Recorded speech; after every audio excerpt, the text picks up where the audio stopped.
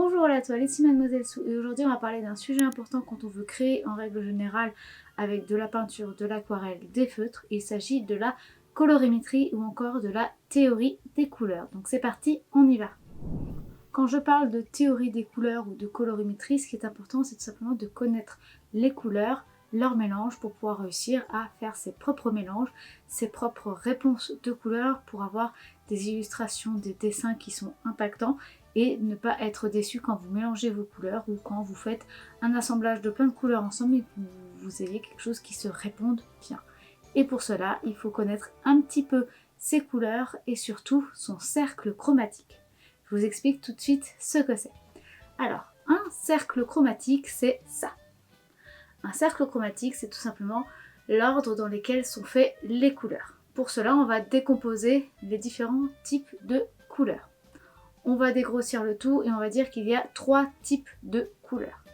Le premier type, c'est les couleurs primaires, qui sont le bleu, le jaune et le rouge. En théorie, ces 3 couleurs, si on les mélange, l'une avec l'autre ou toutes les 3, mais selon différentes proportions, on peut obtenir toutes les couleurs de l'arc-en-ciel. C'est d'ailleurs un peu le même système qu'en lumière, qui est que vous avez toujours 3 couleurs, qui ne sont pas les mêmes, mais qui sont dans la même style de théorie, et vous pouvez avoir toutes les couleurs que vous voulez sur vos écrans de télé, sur vos écrans de téléphone, etc. etc. Maintenant, c'est là justement où j'en parle, c'est que la théorie des couleurs en dessin, en peinture, et la théorie des couleurs dans la physique, donc tout ce qui est par rapport à la lumière, sont opposés. Car quand on mélange les 3 couleurs primaires ensemble, ou toutes les couleurs ensemble, en peinture, on va obtenir du noir. Car plus vous mettez de matière, plus vous mettez de couleurs ensemble, plus ça va s'assombrir et devenir noir. Or, en physique et donc en lumière, c'est l'inverse. Plus vous mettez toutes les couleurs ensemble, plus vous allez obtenir le blanc, la lumière pure. Et si vous n'avez pas du tout de lumière, vous avez du noir. Or, ici, dans notre cas, en peinture, quand vous n'avez rien sur votre toile, la toile est généralement blanche. Moins vous mélangez vos couleurs, moins vous aurez de couleurs sombres et de noir, et donc plus vous aurez du blanc. Donc c'est la petite chose à penser, et bien séparer les deux théories et pas vous mélanger les pinceaux sans mauvais jeu de mots. Maintenant que ça c'est dit, on va parler de la deuxième catégorie de couleurs qui sont les couleurs secondaires. Les couleurs secondaires sont les couleurs de base qu'on obtient quand on mélange les couleurs primaires ensemble. Donc quand on mélange le rouge et le bleu, on obtient du violet. Quand on mélange du bleu et du jaune, on obtient du vert. Et quand on mélange du jaune et du rouge, on obtient du orange. Et c'est à partir de ces 2 types de couleurs qu'on va pouvoir avoir vraiment des réponses par rapport à des mises en situation dans les dessins et avoir un effet de contraste vraiment intéressant au niveau des couleurs parce qu'elles vont se répondre mutuellement. Ensuite, il y a les couleurs tertiaires. Ce sont toutes les autres nuances de couleurs qu'on obtient de la même manière mais qui vont être un petit peu nuancées. C'est-à-dire qu'on va chercher à avoir un degré plus ou moins fort dans une des 2 teintes que l'on va utiliser ensemble pour mélanger. Donc, si je mélange par exemple mon bleu et mon jaune, à peu près à 50-50 chacun, on va obtenir un type de vert. Et plus vous allez mettre de bleu dans ce mélange, plus ça va tirer vers le turquoise.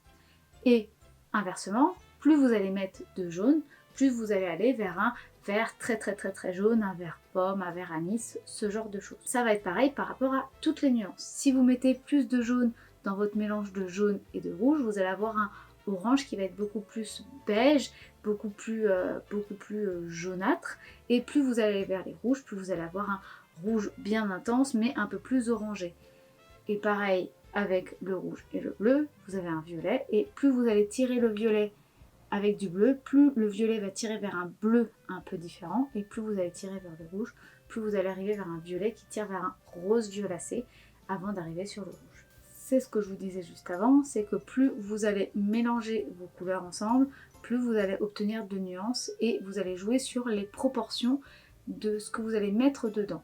Si vous voulez un violet qui soit un peu plus rose, vous allez utiliser plus de rouge et moins de bleu. Si vous voulez un vert qui soit beaucoup plus pomme, justement, vous allez mettre plus de jaune, que de bleu, et ainsi de suite. Et c'est au fur et à mesure que vous allez expérimenter ces mélanges que vous pourrez avoir les nuances que vous désirez parfaitement. Voilà le cercle chromatique une fois terminé dans le côté le plus simple qu'on peut en parler. Donc vous avez le bleu ciel ici qui est le bleu primaire, vous avez le rouge qui est ici et vous avez le jaune ici qui sont voilà les trois couleurs primaires. Grâce à elles vous obtenez le vert, le violet et le orange. Et vous voyez, plus je vais vers le rouge, plus le jaune devient orange et tire vers le rouge. Et plus le rouge va vers le bleu, plus je passe vers un fuchsia, vers un violet, vers un bleu sombre, vers le bleu ciel. Plus je pars du bleu vers le jaune et je commence à aller vers le turquoise, le vert clair, le jaune et ainsi de suite. Et plus on le développe, plus on va avoir de teintes. Mais si on mélange ces trois couleurs primaires ou toutes les couleurs, on va obtenir le noir. Maintenant qu'on a parlé des couleurs primaires et des couleurs secondaires, on va pouvoir parler des complémentaires. Les complémentaires sont simplement les couleurs qui s'opposent face à face dans le cercle chromatique. Donc c'est simple, vous avez votre cercle chromatique, vous pouvez regarder laquelle s'oppose à l'autre ou est face à l'autre. Donc ici, le rouge est face au vert, le jaune est face au violet et le bleu est face au orange. Si on revient à la conception de tout à l'heure que je vous disais par rapport au fait que si vous mélangez les trois couleurs primaires, enfin toutes les couleurs entre guillemets, vous obtenez du noir, et bien c'est la même chose. Si vous mélangez du bleu avec du orange, techniquement le orange c'est du rouge et du jaune. Donc si vous mélangez du bleu avec du orange, vous mélangez du bleu avec du rouge et du jaune. Donc vous mélangez les trois couleurs primaires ensemble et vous allez donc obtenir quelque chose de marron noir selon la teinte de votre bleu, selon la teinte de votre orange bien entendu, mais ça va vous obtenir une couleur un peu particulière, un peu grisée, un peu marronnée selon les teintes, voire même noir si vous prenez quelque chose de très pigmenté. Et du coup il faut le savoir avant de le tester pour être sûr d'avoir les résultats que vous désirez quand vous allez peindre ou dessiner.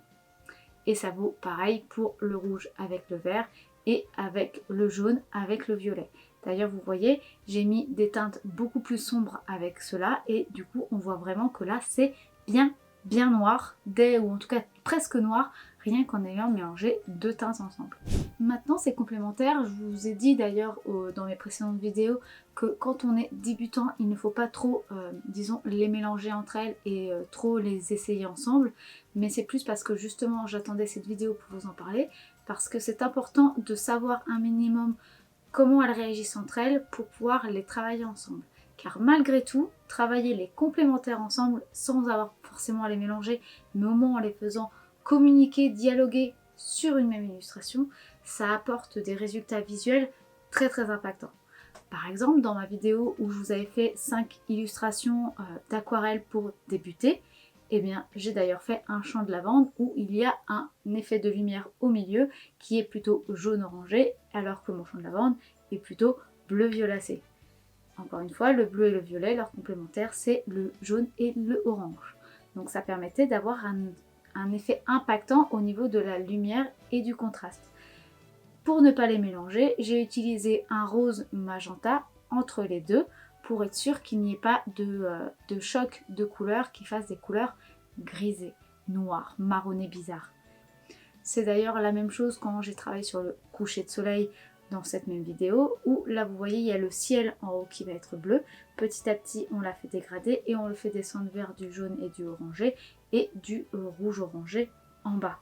Ce qui fait qu'on a le dialogue du bleu avec l'orange sans qu'il se touche véritablement, ce qui fait qu'il n'y a pas de couleur bizarre dans mon ciel, mais ça amène un côté très impactant encore une fois grâce au bleu et au orange.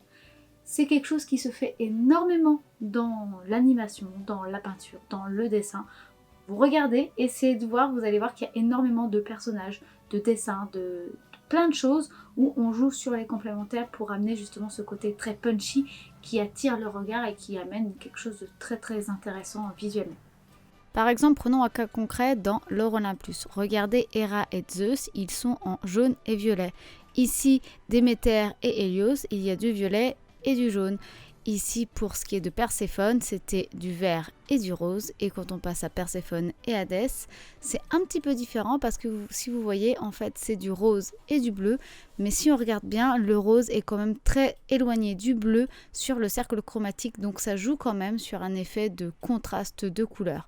Donc vous n'êtes pas obligé de prendre automatiquement la complémentaire pure, mais juste d'utiliser une couleur qui est éloignée sur le cercle chromatique car vous êtes sûr que ça va dialoguer d'une manière contrastée et donc que ça va amener un impact visuel. Je vous disais que on mélangeait les deux complémentaires ensemble, même avec un dégradé, ça amène des couleurs un peu particulières. Donc là, c'est pour ça que je vous montre ça en pratique. Donc le bleu avec le orange, c'est pas mal d'avoir une couleur de transition. Donc il faut choisir une couleur qui est analogue, c'est-à-dire entre le orange et le bleu dans le cercle chromatique, qui sont donc à côté de ces deux teintes-là, qui va permettre d'avoir un dégradé beaucoup plus fluide et surtout de ne pas avoir de problème de nuance et d'amener ce marron qui nous dérange tant que ça dans cette réalisation. Donc là, vous voyez, j'ai mis mon bleu, j'ai mis mon orange, puis j'ai mis mon jaune et on a une transition qui est très intéressante. Là, je vais vous montrer ce que ça donne sans couleur de transition et donc juste le bleu et le orange et vous allez voir qu'on a quelque chose de beaucoup plus terne et beaucoup plus marronné sombre et encore ça reste des couleurs qui sont très claires. Si j'avais pris un bleu et un orange beaucoup plus sombre, on aurait eu quelque chose de beaucoup plus noir bien entendu. Mais vous voyez que le dégradé, que la transition entre les deux est beaucoup moins jolie et beaucoup moins fluide que quand on utilise le jaune. Donc voilà pourquoi c'est important d'avoir des nuances, des couleurs de transition entre les deux complémentaires.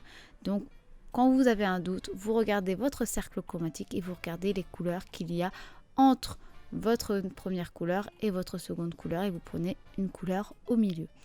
Les couleurs qui sont proches dans un cercle chromatique, c'est ce qu'on appelle des couleurs analogues. Et bien, c'est ça qui va vous aider à créer de meilleures transitions. Là, vous voyez, si je mélange mon vert et mon rouge ensemble sans utiliser de couleurs analogues et donc de couleurs de transition, on va se retrouver avec quelque chose de très sombre, de très grisé, marronné, noir, parce que le rouge est quand même intense. Donc, vous voyez que là, c'est quand même beaucoup plus sombre, mais ce n'est pas très joli. Donc là, je vais réutiliser le jaune, puisqu'entre le rouge et le vert, il y a du jaune.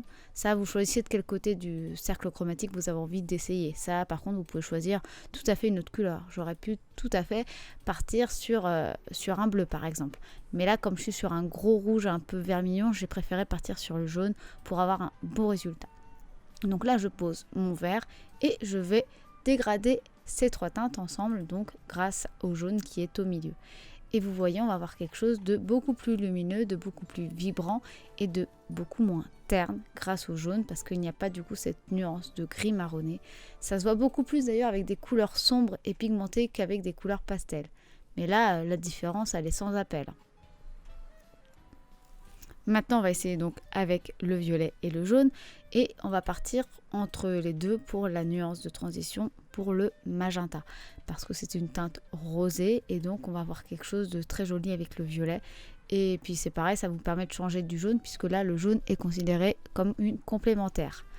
Vous voyez, encore une fois, là je mélange sans cette transition que j'ai décidé que ce serait le magenta et on va avoir quelque chose encore une fois d'un peu marronné, d'un peu sombre. Quand on met le violet sur le jaune, tout de suite, ça amène quelque chose d'un peu disgracieux. Ça peut être très intéressant si vous voulez des couleurs ternes, mais c'est pas toujours intéressant.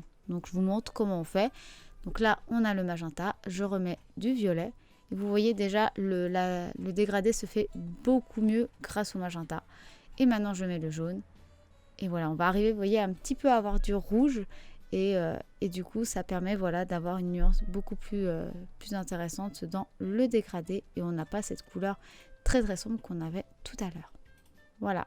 Donc là, vous voyez bien que la couleur de transition et donc la couleur que vous pouvez choisir dans votre cercle chromatique va vous permettre d'avoir des transitions et des dégradés bien plus intéressants. Maintenant que je vous ai parlé de tout ça, il faut que je vous parle d'une section de couleurs qui est les couleurs chaudes et les couleurs froides. Les couleurs froides vont être beaucoup plus dans les teintes bleutées et les couleurs chaudes vont être beaucoup plus dans les teintes rouges. C'est un moyen qu'on utilise beaucoup pour à peu près se dire où est-ce qu'est fixée une couleur tertiaire dans le cercle chromatique, parce que du coup on va se dire qu'elle est plus teintée vers du rouge ou plus teintée vers du bleu, et ainsi on va pouvoir se repérer.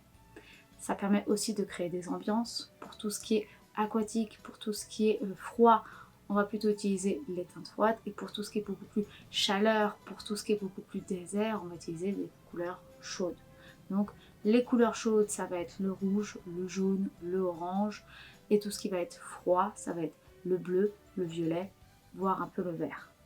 Ça va vraiment dépendre, encore une fois, de selon où on se place, mais vous voyez, vous prenez le cercle chromatique et vous le coupez en deux, et vous avez à peu près les nuances froides et les nuances chaudes.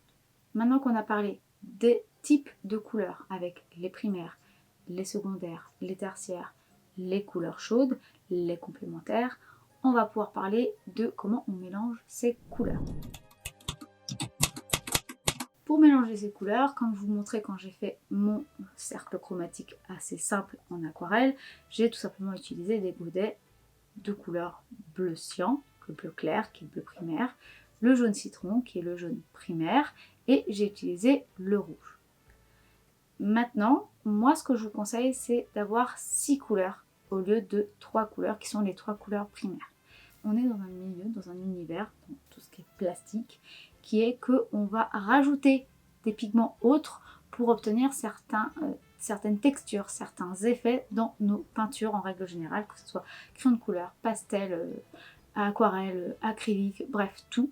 En général, on ne va pas utiliser un pigment pur de bleu ou un pigment pur de jaune, un pigment pur de rouge. On va utiliser toujours d'autres choses pour amener une transparence, pour amener une opacité, etc., etc. Par exemple, pour le bleu primaire, donc le bleu cyan, on utilise en général un petit peu de blanc, ce qui fait que vous n'aurez jamais une couleur intense et sombre en mélangeant du cyan avec une autre couleur. L'autre couleur pourra être sombre pour aider, mais il y aura toujours un petit côté laiteux qui apparaîtra à cause du blanc qui est dans le bleu primaire en règle générale. C'est pour ça que je conseille d'utiliser 2 couleurs de bleu. La première qui est le bleu cyan, qui va être donc le bleu clair entre guillemets, et le bleu outre-mer. Le bleu outre-mer est généralement une couleur très sombre et très intense, et qui est aussi chaude. Elle est plus chaude, donc elle va être un petit peu plus tirée vers les violets, et on n'obtiendra absolument pas les mêmes teintes de violet, les mêmes teintes de vert que si on utilisait le bleu cyan en mélangeant les autres teintes avec. Donc c'est pour ça que réellement il va falloir toujours un bleu un peu plus froid et un peu plus clair, et un bleu un peu plus sombre, un peu plus chaud. Et pareil pour votre rouge et votre jaune. Donc pour votre rouge, on utilise en général un rouge qui va être en général un rouge carmin, ou ça peut être aussi un rouge vermillon. Dans tous les cas, c'est quelque chose qui est très très rouge. Et on va utiliser le magenta, parce que c'est ce qui est en général la couleur primaire. Quand on travaille en impression, on utilise le CMJ, ce qui est le cyan, magenta et jaune. Donc le magenta, c'est une teinte qui est beaucoup plus rose, donc qui est quand même beaucoup plus froid que le rouge. Et ça va vous permettre d'obtenir des teintes de violet, par exemple, beaucoup plus intéressantes qu'avec la teinte de rouge, qui va avoir toujours un côté un petit peu orangé, ce qui fait que quand elle réagit avec le bleu, il y a quand même un effet un peu il y a toujours un effet un peu complémentaire qui réagit, et on n'arrive jamais à avoir des teintes de violet disons très claires ou un petit peu plus fuchsia qu'on peut avoir justement avec le magenta. Donc c'est pour ça que ces 2 teintes sont importantes. Et pour ce qui est du jaune, on va utiliser le jaune primaire, qui est en général le jaune citron. Donc il y a un beau jaune très très vibrant qui est aussi très très clair, et qui est en général aussi un petit peu laiteux, encore une fois. Et on va avoir aussi l'autre qui va être le jaune ocre, donc il va être un peu plus orangé justement. On peut aussi des fois dire le jaune d'œuf, ça va vraiment dépendre, mais ça va vraiment vous aider à comprendre. Ce jaune là va être beaucoup plus chaud, et le jaune citron va être quand même beaucoup plus froid. Et grâce à ça, vous avez du coup 6 nuances de couleurs, une chaude, une froide pour chaque couleur primaire, donc 2 teintes de bleu, 2 teintes de rouge, 2 teintes de jaune. Et grâce à ça, vous pourrez mélanger et avoir un éventail de couleurs bien plus intéressant et bien plus agréable pour vous que d'avoir justement que ces 3 premières couleurs, qui va beaucoup vous embêter. Si vous avez vous-même déjà essayé de mélanger du rouge pur avec du bleu cyan, vous avez dû vous rendre compte que ce n'est pas toujours fantastique. Pour vous montrer à quoi ça ressemble, je vais faire un nuancier juste là avec les couleurs que je viens de vous nommer, que j'ai dans ma palette d'aquarelle. Donc ce que je fais, c'est que je mets donc les 6 couleurs dont je vous ai parlé, tout en haut et tout à gauche, et on va tout simplement faire des lignes et les réunir pour avoir justement les différentes teintes qui apparaissent selon les couleurs. Bon, après, il ne faut pas se tromper comme je viens de le faire au tout début, mais bon, ça se rattrape, vous voyez, un coup de torchon et on règle. Donc là, vous voyez tout de suite que le rouge et le bleu outre-mer, c'est pas fou, alors que dès que je mets du magenta et du bleu, c'est génial. Et ça va être le cas pour toutes les nuances. Ça amène vraiment un éventail bien plus développé et ouvert. Et voilà ce que ça donne.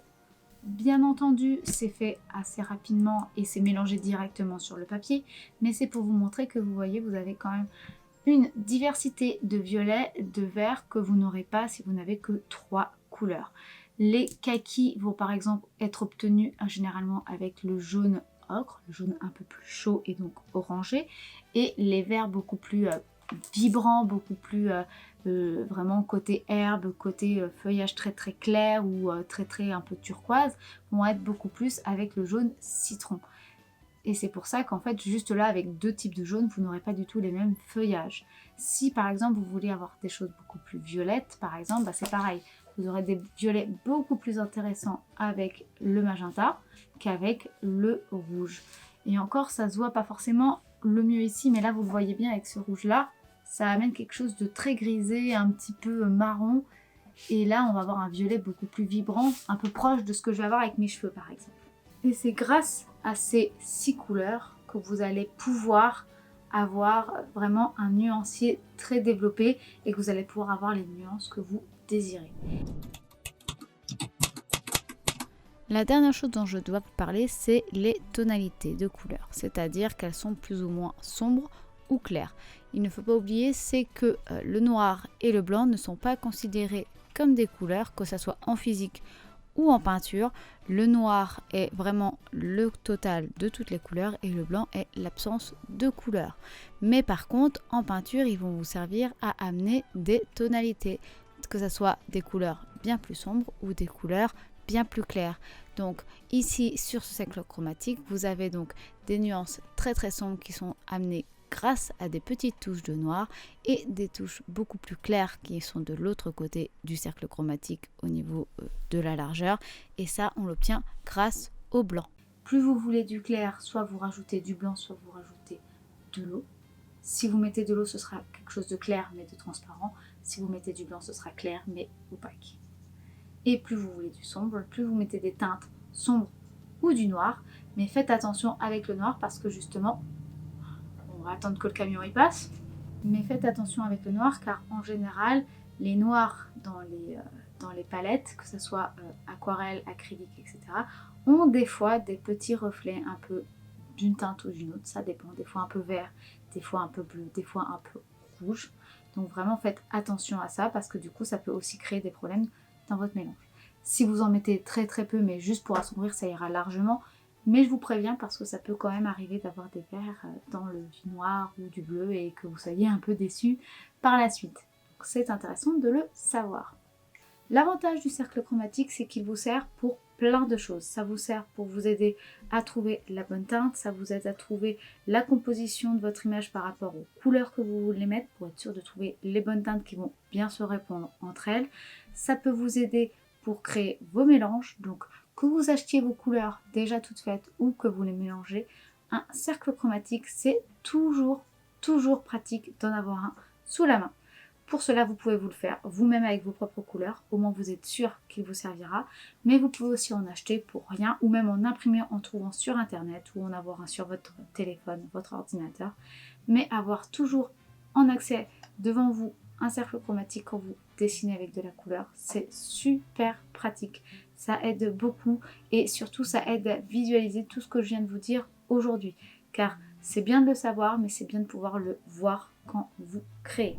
J'espère que cette vidéo vous aura un petit peu instruite et vous aura motivé à créer vos propres couleurs et à créer vos illustrations, vos dessins vos peintures avec des couleurs vraiment vibrantes et intéressantes. Si c'est le cas, n'hésitez pas à liker cette vidéo si ce n'est pas encore fait. Vous pouvez bien entendu, comme d'habitude, commenter et partager la vidéo, ce qui me fait toujours extrêmement plaisir. Et merci à tous les nouveaux commentaires, c'est vraiment appréciable de pouvoir échanger autant avec vous, ça me fait vraiment très plaisir.